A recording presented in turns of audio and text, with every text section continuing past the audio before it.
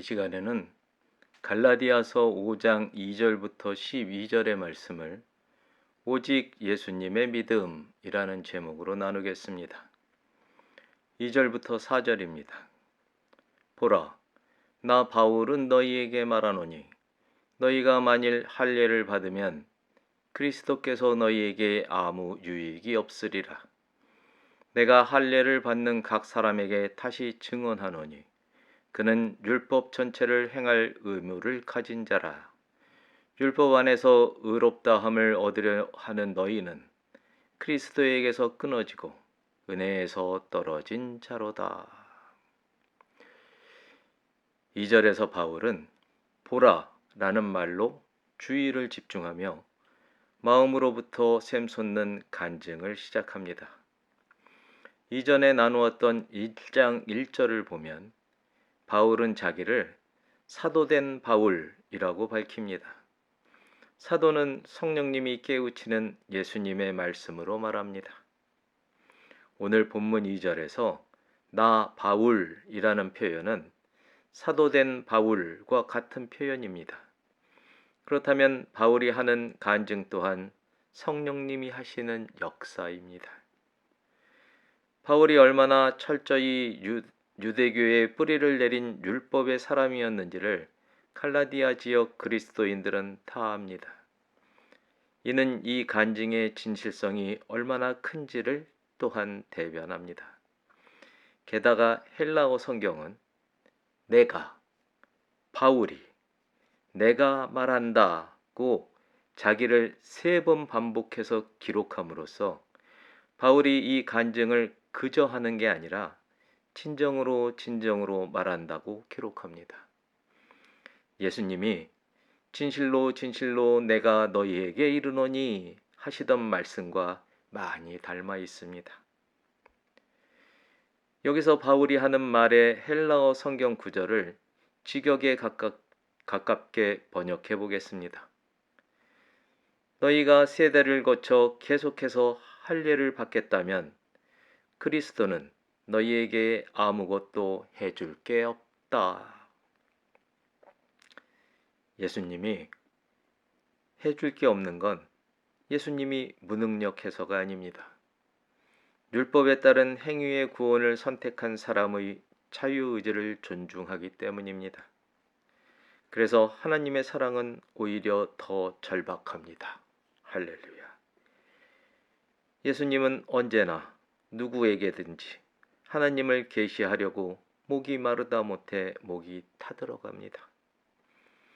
사람들이 하나님 알기를 자기 목숨보다 사랑하시는 겁니다. 예수님이 아무것도 안 하시는 것과는 달리 3절에서 바울은 할례 받는 각 사람은 율법 전부를 반드시 행할 채무자라고 증언합니다. 할례는 아브라함 언약의 증표입니다. 율법은 할례의 증표를 상속한 아브라함 자손에게 주어진 것이고 그 중심은 제사를 통한 한시적 죄 사함에 있습니다. 죄의 원인에 관해서는 계속 반복하는 말이 있습니다. 안목의 정욕과 육체의 정욕과 이생의 자랑이 바로 그것입니다. 우상의 참모습이며 자기 자신입니다. 죄가 쌓여 악이 되며 악의 정체는 사탄의 권세입니다.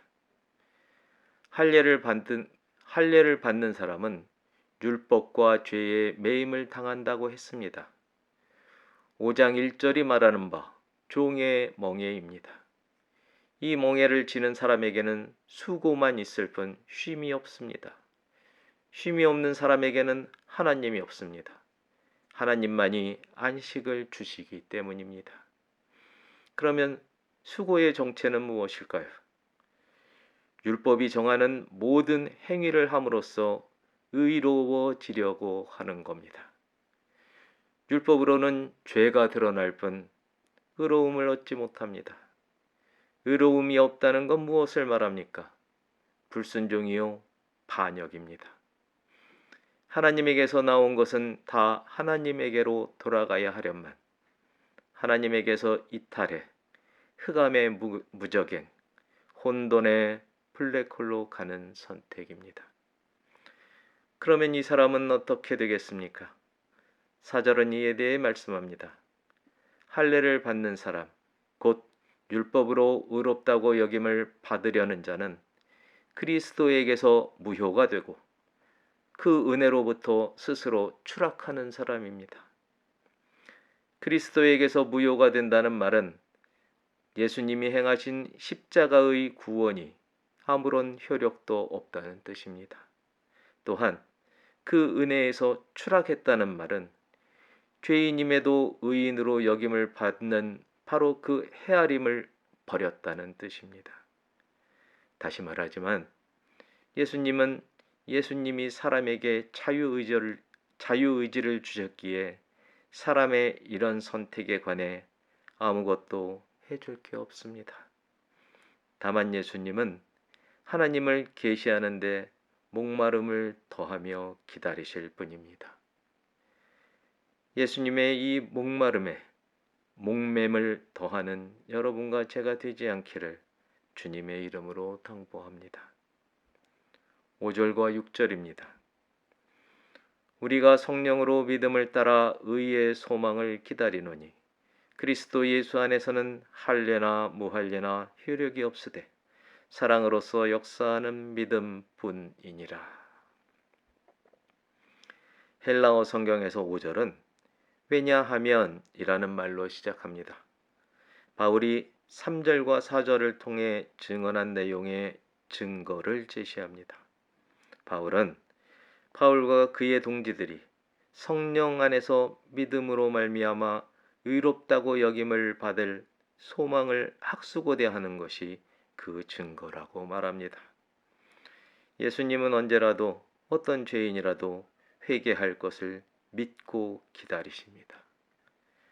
누구에게나 예수님의 이 믿음은 성령 안에서만 작동합니다. 성령 밖에서는 작동하지 않습니다. 소망은 기대를 두는 곳을 말합니다. 의롭다고 여김을 받을 소망은 오직 예수님입니다. 성령님 안에서 의로움의 소망 예수님을 영접하는 여러분과 제가 되기를 주님의 이름으로 축복합니다. 헬라어 성경 6절도 왜냐하면이라는 말로 시작합니다. 6절은 소망이 예수님뿐인 이유를 말합니다. 그리스도 예수 안에서만큼은 할례도 무할례도 아무런 능력이 없기 때문입니다. 오직 십자가의 사랑으로 역사하는 예수님의 믿음만이 능력이 있기 때문입니다. 7절부터 12절입니다. 너희가 다름질을 잘하더니 누가 너희를 막아 진리를 순종하지 못하게 하더냐. 그 권면은 너희를 부르신 이에게서 난 것이 아니니라. 적은 누룩이 온 덩이에 퍼지느니라. 나는 너희가 아무 다른 마음을 품지 아니할 줄을 주 안에서 확신하노라. 그러나 너희를 요동하게 하는 자는 누구든지 심판을 받으리라. 형제들아, 내가 지금까지 할례를 전한다면 어찌하여 지금까지 박해를 받으리요? 그리하였으면 십자가의 걸림돌이 제거되었으리니 너희를 어지럽게 하는 자들은 스스로 베어 버리기를 원하노라. 7절 앞부분에 다름질 하더니라는 동사는 앞서 나눈 2장 2절에서는 분투하다라고 해석하기도 했던 단어인데 여기서는 미완료 과거 시제로 기록되어 있습니다. 우리가 흔히 과거 진행형이라고 부르는 시제입니다. 부단히 진리에 순종하려고 분투하고 있었다는 말입니다. 순종은 그 자체가 경계를 늦출 수 있는 대상이 아니라는 뜻입니다. 이렇게 보면 7절 뒷부분은 이 흐름을 막아선 게 누구였냐는 질문이 됩니다. 8절은 뒷부분부터 볼 필요가 있습니다. 여기서 부르신 이는 하나님이시며 예수님을 통해 부르십니다. 그런데 하나님이 아니라면 누구에게서 났다는 겁니까? 대적자 사탄입니다. 이렇게 접근하면 앞부분에 나오는 권면이라는 말의 정체는 1장 7절에 나오는 교란이거나 3장 1절에 언급한 꼬드김이 됩니다. 그러면 또 이 교란 내지는 꼬드김의 주체는 누구이겠습니까? 거짓 형제, 곧 율법주의 유대인들입니다. 9절은 거짓 형제들이 행하는 방해 수작을 드러냅니다. 이렇게 상상해 볼 수 있겠습니다. 그들은 순종이 가장 약한 지체 하나를 노립니다. 그런데 순종이 가장 약한 자는 욕망이 가장 강한 자를 말합니다. 세상에서는 영향력이 커 보이는 자이기도 합니다. 거짓 형제는 이 가장 약한 자를 변질시켜서 공동체 전체를 오염시키려는 것이지요. 이것을 본문은 밀반죽 속 누룩에 비유합니다. 기억하십시오. 누룩을 넣은 자는 거짓 형제요. 그를 책동하는 사탄, 곧 큰 뱀은 하나님이 지으신 들짐승 중에 가장 간교합니다. 10절에서 바울은 갈라디아 그리스도인들을 향한 절대적 기대를 확신 있게 드러냅니다. 갈라디아 성도들이 잠시 요동쳤을지라도 결코 두 마음을 품지 않으리라는 겁니다. 그와 동시에 거짓 형제에 대한 경고를 잊지 않습니다.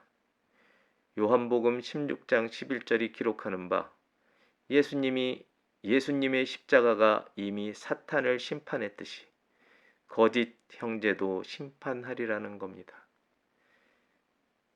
11절을 나누기 전에 6절을 다시 한번 보겠습니다. 예수 안에서는 할례도 무할례도 아무런 능력이 없습니다.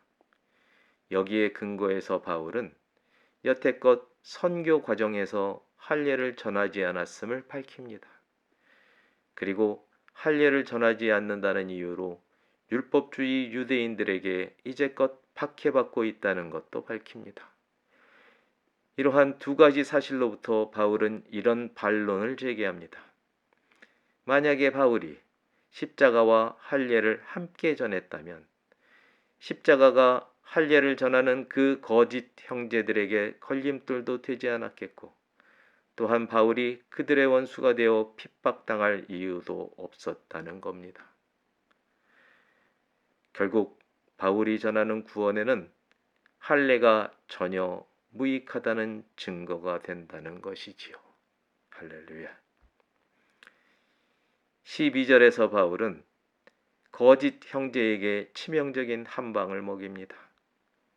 할례를 전하는 거짓 형제는 할례에서 표피를 돌려 잘라내듯 자기 몸을 두 동강으로 자르는 게 어떻겠냐는 권면입니다. 마태복음 18장 6절에서 누구든지 나를 믿는 이 작은 자 중 하나를 실족하게 하면 차라리 연자 맷돌이 그 목에 달려서 깊은 바다에 빠뜨려지는 것이 나으리라 하신 예수님 말씀을 기억나게 합니다. 복음을 받아 하나님께 나아가기로 작정한 하나님의 친구 여러분, 다른 복음, 다른 구원은 없습니다. 오직 십자가의 사랑으로 역사하는 예수님의 믿음만이 복음이요 구원입니다. 이 진리를 잊지도 잃지도 않는 여러분과 제가 되기를 예수 그리스도의 이름으로 축복합니다. 오늘의 나눔을 붙들고 각자 기도하겠습니다.